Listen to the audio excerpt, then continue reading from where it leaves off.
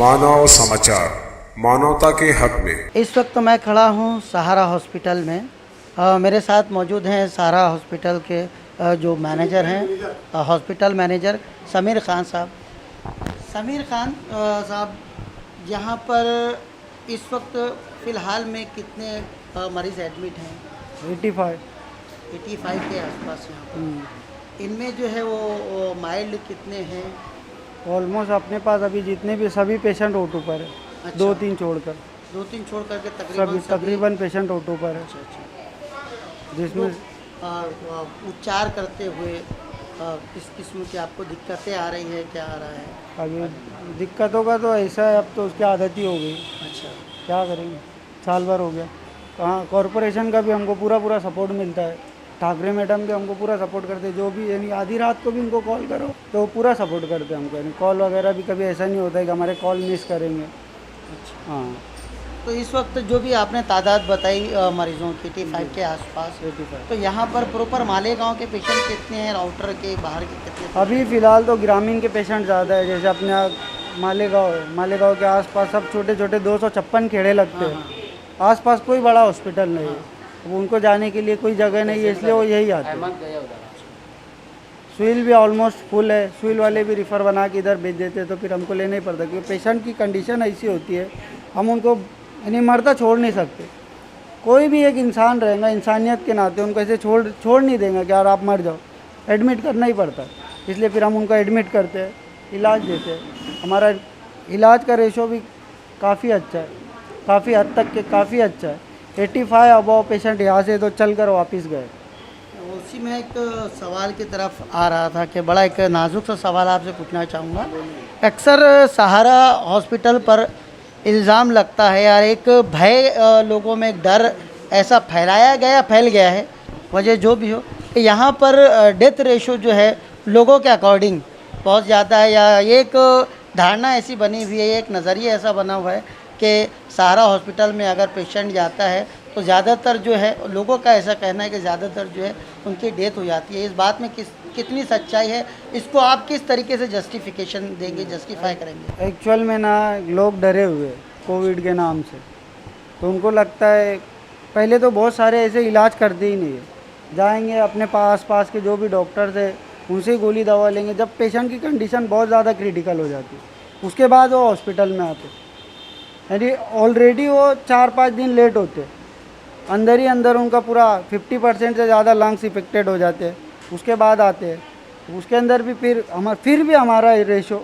85% above मैं बता रहा हूँ ना आपको, मैं पेपर के ऊपर प्रूफ कर सकता हूँ कि 85% अबव पेशेंट हमारे पास से डिस्चार्ज जाते हैं।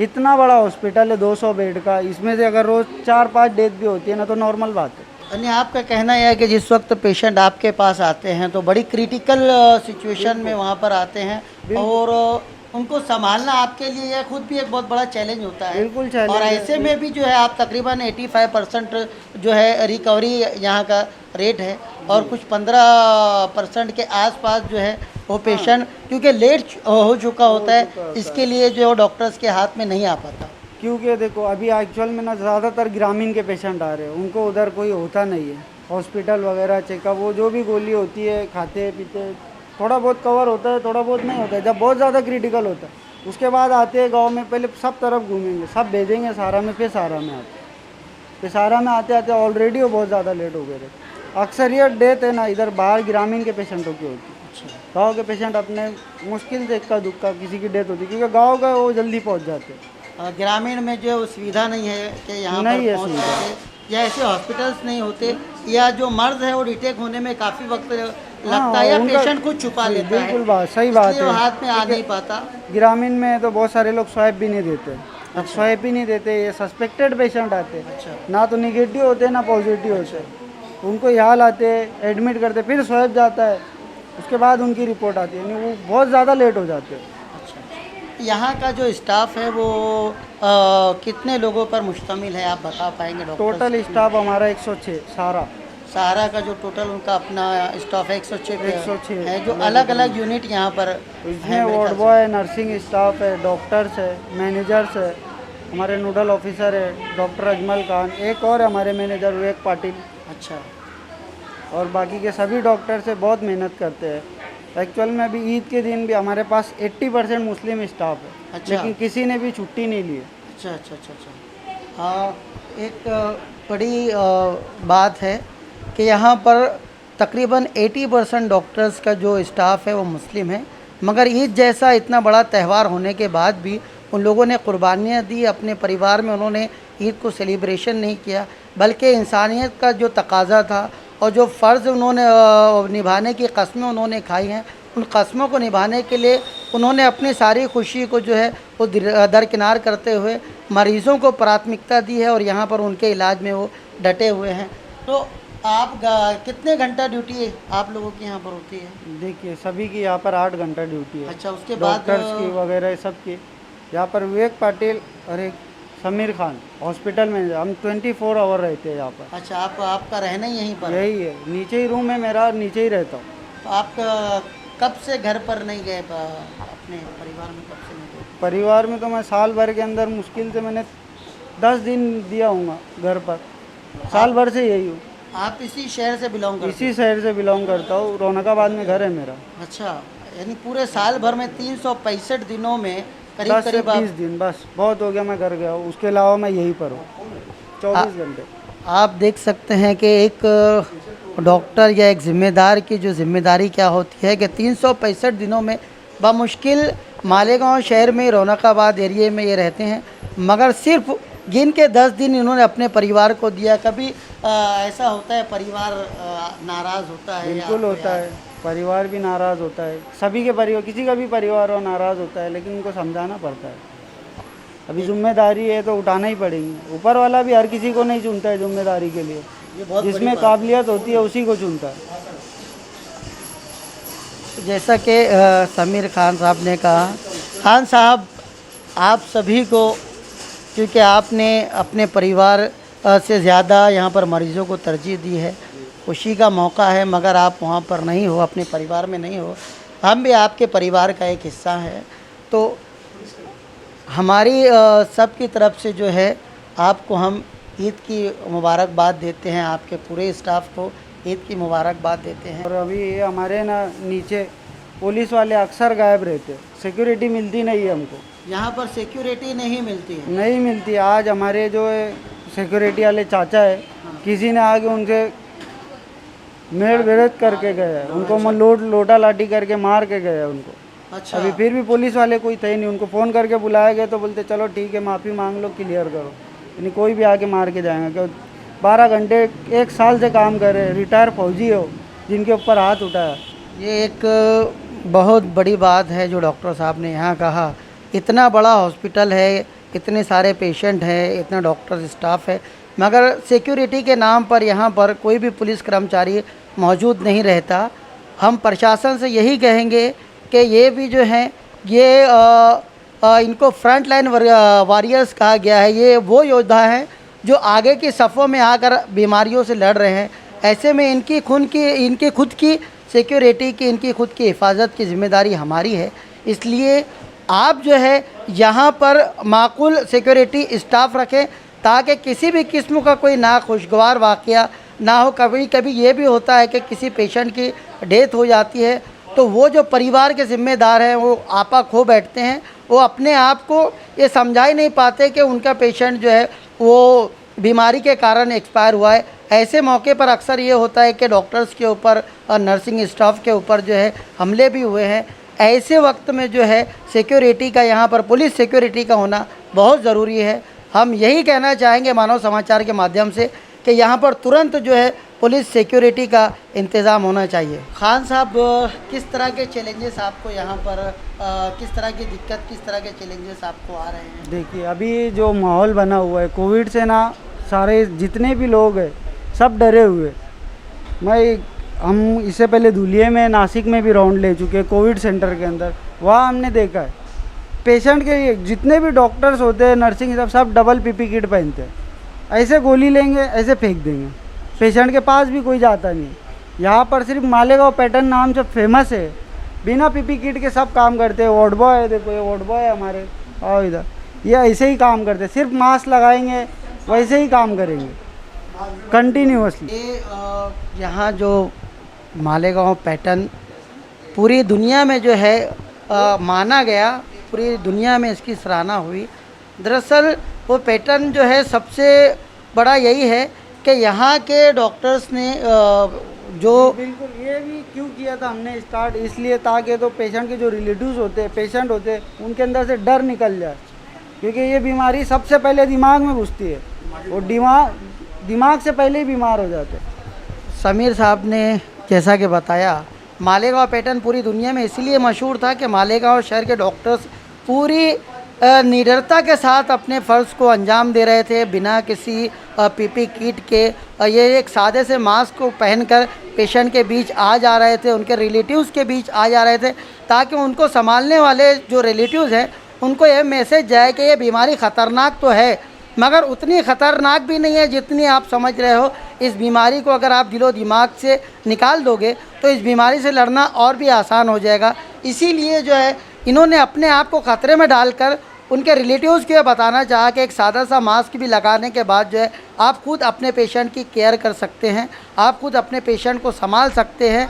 जबकि हम देख रहे हैं कि जिस तरह की बीमारी यहाँ पर चल रही है, कई वीडियोज़ ऐसे आ रहे हैं कि हमारी आंखें भर आती हैं कि बेटा जो है अपने बाप के जनाजे को, अपने बाप की चिता को आग नहीं दे रहा है और रिलेटिव्स जो है वो दूर भाग रहे हैं। मगर ऐसे में मालेगांव पैटर्न जो है एक मैसेज देता है कि बिल्कुल जो मरीज़ इस तरह के मर्ज़ में मुब्तला है उनसे नफ़रत मत कीजिए, उनसे दूर मत भागिए, और अगर खुदा ना खास्ता उनकी डेथ हो जाती है तो उनसे दूर मत भागिए। कोई ख़तरा नहीं है, पूरी सेफ्टी के साथ जो है आप उनका अंतिम संस्कार या उनका जो भी तदफीन वगैरह है वो आप कर सकते हैं। डॉक्टर नौशीन यहाँ पर मौजूद हैं, हम उनसे जानना चाहेंगे कि किस तरह के तजुर्बात से यहाँ पर वो गुज़र रही हैं, किस तरह के चैलेंजेस है, और आज का ईद का इतना बड़ा दिन है उसके बाद भी जो है ये अपने घर परिवार को छोड़कर यहाँ पर जिम्मेदारी निभा रही हैं।